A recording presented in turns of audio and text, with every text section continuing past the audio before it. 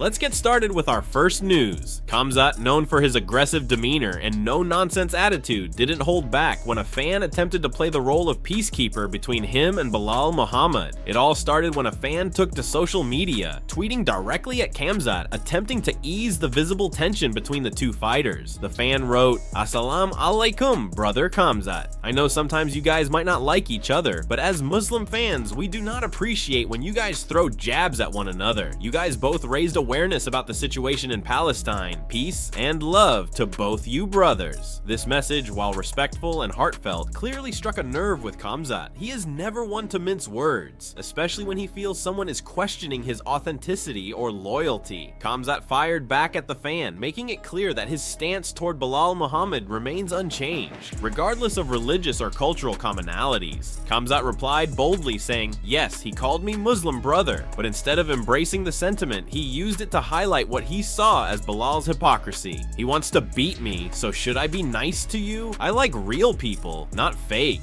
If you call me brother, you should be my brother. I always support Palestine, but I never support fake people." His response reflected his unapologetic and straightforward personality. Khamzat has built a reputation as someone who doesn't tolerate what he perceives as fake energy or double standards. In his mind, you cannot call someone your brother and at the same time harbor the intention of stepping into the octagon to defeat them. For Khamzat, loyalty and authenticity stand above all else, even when it comes to fellow Muslims standing together on political and humanitarian issues like Palestine. But Khamzat wasn't done yet. Seemingly wanting to drive his point home even harder, he took it a step further by posting a picture of Balal Muhammad crying. He added a savage caption to the post, writing, "He's crying again." This post immediately generated a wave of reactions across social media, with fans and critics debating whether Khamzat had crossed the line. His bold move appeared to be a deliberate attempt to ridicule Balal and paint him as emotionally weak or insincere. However, the post didn't stay up for long. Khamzat eventually deleted it, leaving many to speculate about his true intentions. Was it a moment of reflection where he realized the harshness of his comments? Or was it a calculated move designed to stir the pot, ignite controversy, and then pull back to avoid further escalation? Either way, the exchange reignited the simmering feud between Khamzat and Balal Muhammad, reminding the MMA community that the animosity between these two is far from over. It also showcased once again Khamzat's willingness to speak his mind, regardless of the backlash it might bring. Moving on to another heated update, Jose Aldo recently opened up about some shocking health issues he faced heading into UFC 315, leaving fans stunned and raising serious questions about his fighting future. Heading into the highly anticipated event, Aldo became a focal point of plenty of speculation within the MMA community. The initial red flags were raised when it was disclosed that Aldo, who had made a name for himself as one of the best to ever compete at bantamweight, was not able to make the weight for his scheduled bout. This revelation alone sent shockwaves through the fan base, but what followed was even more concerning. After suffering a memorable and heartbreaking loss to Ayan Zahabi, Jose Aldo finally broke his silence and revealed that his entire camp leading up to UFC 315 was plagued by a series of devastating health issues. During the fight itself, fans could see glimpses of the old Aldo, with moments where the legend looked poised to secure victory, especially in the earlier rounds. His famous striking and movement were on display, and many believed he was on the verge of winning. But as the battle dragged on, particularly in round 3, the wear and tear began to show. Aldo faded badly, his energy tank appeared to empty rapidly, and Zahabi capitalized by unleashing a vicious assault of ground and pound strikes, ultimately leading to Aldo losing the fight via a tough decision. In his emotional post-fight octagon interview, Jose Aldo hinted that this could be the end of his illustrious MMA career. The statement alone hit fans hard, but what came afterward during his press conference was even more revealing and heartbreaking. Aldo opened up to the media, explaining that he was fighting through serious injuries and illness throughout his training camp, and even leading into the fight itself. He shared details, saying, "This fight was hard. I had a muscle tear on the arm. I had something in the belly that I forgot the name of from kicking a lot. I had some problems, a virus infection, a bunch of things."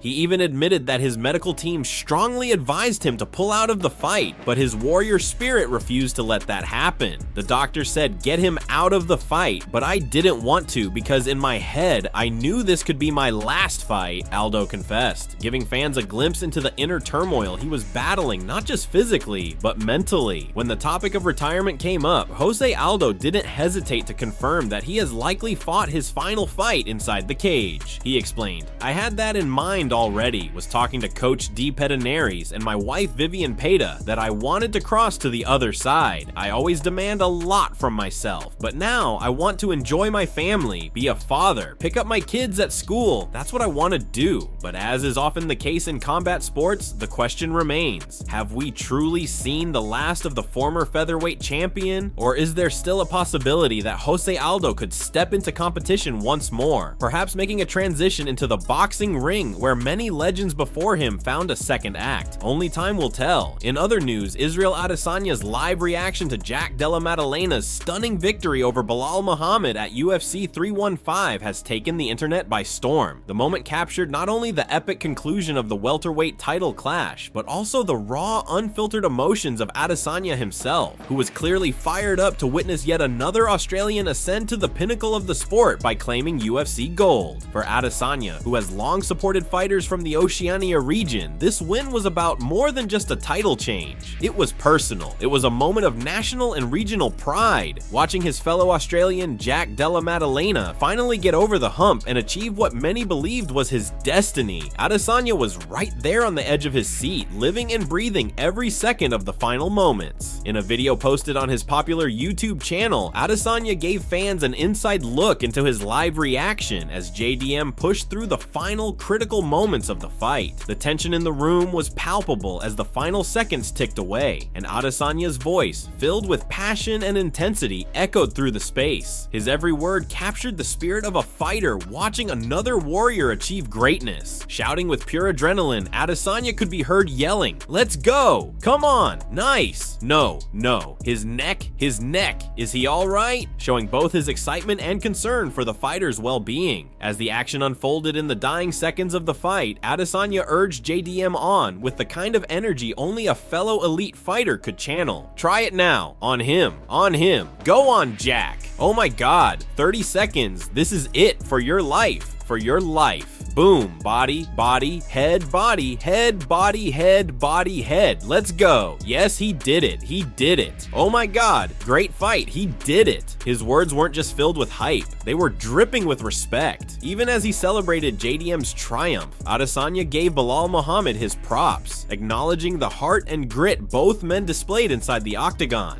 Good push, man. Even from Balal, both of them. Please. It's him. It's him. It's him. New. That pure, unscripted reaction from Adesanya encapsulated the emotion and drama that make combat sports so compelling to fans worldwide. It wasn't long before the clip of Adesanya's reaction went viral, with fans from all corners of the MMA community sharing it across social media platforms. His energy, his words, and his raw display of brotherhood and competitive passion captured the very essence of why fans love watching fighters react to fights. It connects them on a human level. As the MMA world continues to break down JDM's monumental win, Adesanya's reaction remains one of the defining fan moments from UFC 315, reminding everyone that even champions are fans of the sport first. Speaking of intense interactions and over-the-top antics, two of the most notorious trash talkers in all of mixed martial arts, Henry Cejudo and Covington, recently found themselves at the center of yet another spirited exchange. These two are no strangers to stirring the pot, and whether you love them or hate them, you simply cannot ignore them. Known throughout the MMA world for their flamboyant promotional tactics, Cejudo and Covington often find themselves labeled as controversial, with many fans going as far as to call their methods cringe or even desperate. But as the saying goes in fight promotion, any publicity is good publicity, and both men know that game all too well.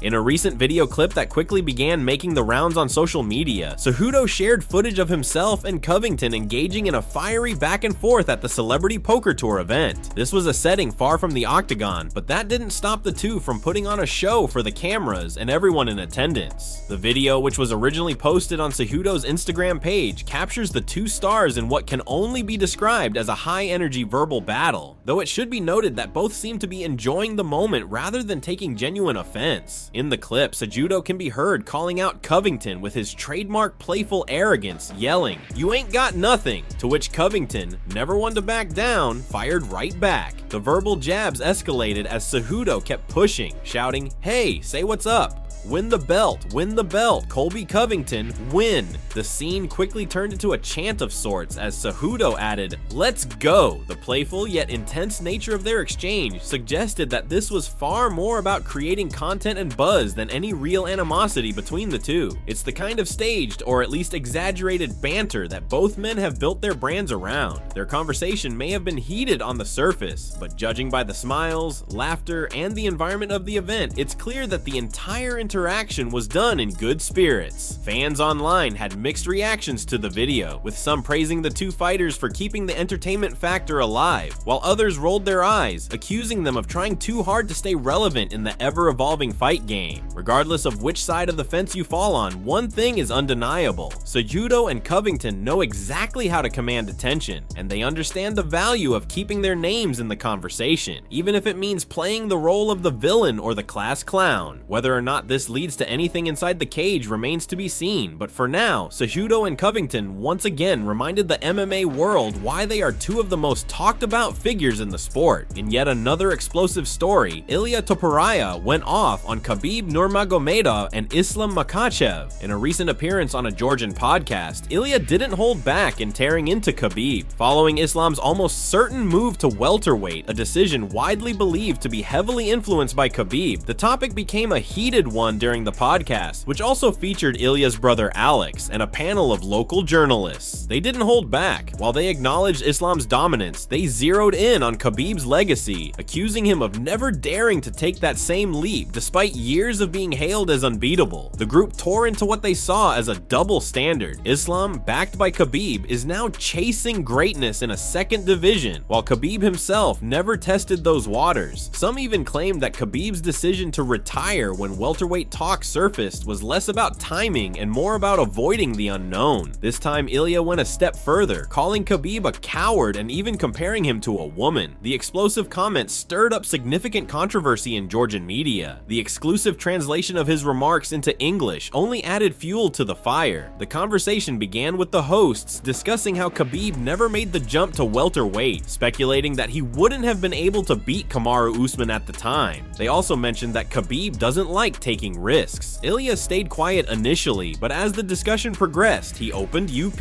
Ilia revealed that he used to respect him and saw him as a man of his word, a traditional figure. Initially, Khabib announced his retirement, stating he wouldn't return for anything. However, when offered $100 million, Khabib agreed to come back, which led Ilia to lose respect for him. El Matador explained that when Khabib retired, he was in the midst of a weight cut, which influenced his decision. But once the fight was over and Khabib returned to his normal routine, Ilia believes he'd likely be open to continuing. He said, "He doesn't like taking risks, right? Yeah, he knew that he wouldn't be able to ragdoll men like he did everyone else. He never liked taking risks, and he didn't want to move up to 170, and probably that's why I had a different impression of Khabib in the past. I respected him and thought he was a man of his word, thought he was a traditional man. At first he said he had retired and wouldn't come back for anything. However, when offered $100 million, Khabib agreed to come back, which led Ilia to lose respect for him. El Matador explained that when Khabib retired, he was in the midst of a weight cut, which influenced his decision. But once the fight was over and Khabib returned to his normal routine, Ilia believes he'd likely be open to continuing. He said, "He doesn't like taking risks, right? Yeah, he knew that he wouldn't be able to ragdoll men like he did everyone else. He never liked taking risks, and he didn't want to move up to 170, and probably that's why I had a different impression of Khabib in the past. I respected him and thought he was a man of his word,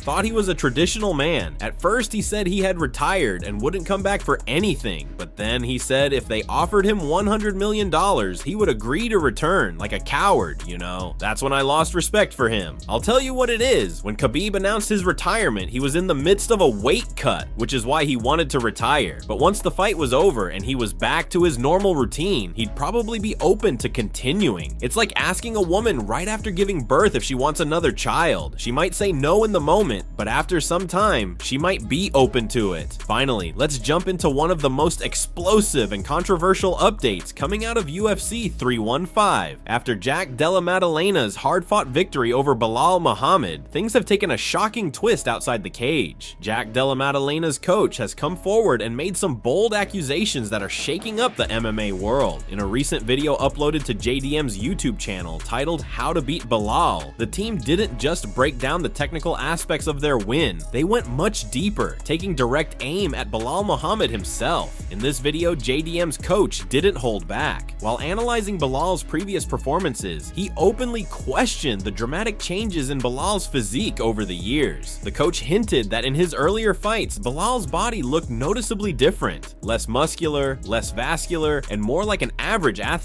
But now, according to JDM's coach, Balal looks like a completely different fighter, raising serious questions about what might have contributed to that transformation. Without outright saying the word initially, the coach strongly implied that PEDs, performance-enhancing drugs, might have been a factor. The coach went even further by comparing Balal's body and conditioning during his older fights to his appearance at UFC 315. He pointed out that in the past, during his earlier performances, Balal seemed to lack the same endurance, explosiveness, and physique that he brought into the cage against JDM. The coach emphasized that during their fight, even though Balal looked in incredible shape, Jack Della Maddalena still managed to push the pace, face plant him with well-timed shots, and force him into deep waters where he eventually gaced out towards the final stages of the fight. It was only a 3-round fight, but he was already showing signs of fatigue, the coach said. Back in his old fights, when he wasn't on juice, or at least didn't look like it, he had a completely different body type. Now, suddenly, he's shredded, bigger, stronger looking, and he still couldn't hang in there with Jack. The coach even alluded to the fact that if Balal was indeed using PEDs, it didn't help him much because JDM still walked away with the win. Of course, these are still accusations. There has been no official confirmation, no failed drug tests, and nothing from the commissions or USADA to back up these claims, at least for now. However, the comments from JDM's coach have sparked a storm of debate within the MMA community. Some fans are siding with JDM's camp, saying Balal's body does look suspiciously different, while others are defending Balal, arguing that athletes evolve, change their training regimens, and make natural transformations over the course of their careers. This latest drama has now opened a can of worms. Did Balal Muhammad really use PEDs for UFC 315? Or is this just another example of psychological warfare and mind games being played by JDM's team? What do you think? Do you agree with JDM's coach and believe Balal is on something, or is it all just noise? Drop your thoughts in the comments below and let us know where you stand.